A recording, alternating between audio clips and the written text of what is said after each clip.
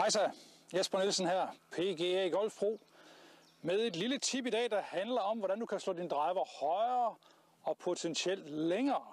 Så det er jo noget, hvis man spørger alle golfspillere, som de fleste gerne vil have, uanset hvor langt man slår bolden i forvejen. Det, der skal til for, at vi kan starte bolden højere og slå den lidt længere, det er, at vi skal mindske det antal rotationer, som bolden har bagud til et passende niveau. Hvis man ser på de fleste bold, som enten slicer bolden eller ikke slår den ret langt, ja, de kommer til at slå for meget nedad med deres driver her. Og så sker der det, at bolden kører for meget op ad slagfladen, og så spinder vi for meget bagud. Så vi skal have mindsket det, vi slår nedad. Og her er en meget, meget nem lille øvelse, som kan give dig den der fornemmelse her. Det du skal bruge, det er en bold. Et rør med, hvor der har været 3 bolde i, tag boldene ud. Så lægger du dem op, så de ligger cirka en slagflade bredde foran bolden.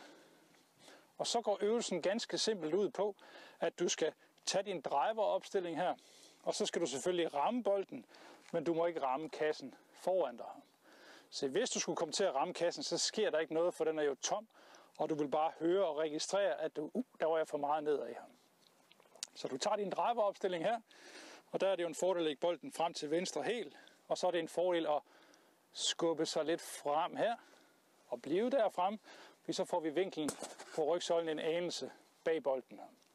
Og så prøver vi at se, om jeg i det her tilfælde kan have succes med at slå mere op på bolden og undgå at ramme kassen, så den bliver liggende, og vi ikke kan høre den. Lad os prøve og se, om det lykkes en gang her. Så god opstilling her. Slå opad og ikke ramme kassen. Så sådan her ud.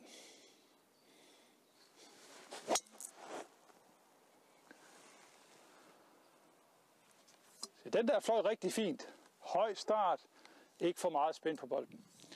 Jeg håber, at tippet her kan hjælpe dig til at slå lidt mere op på driveren, i stedet for at slå meget nedad, som de fleste har gang i.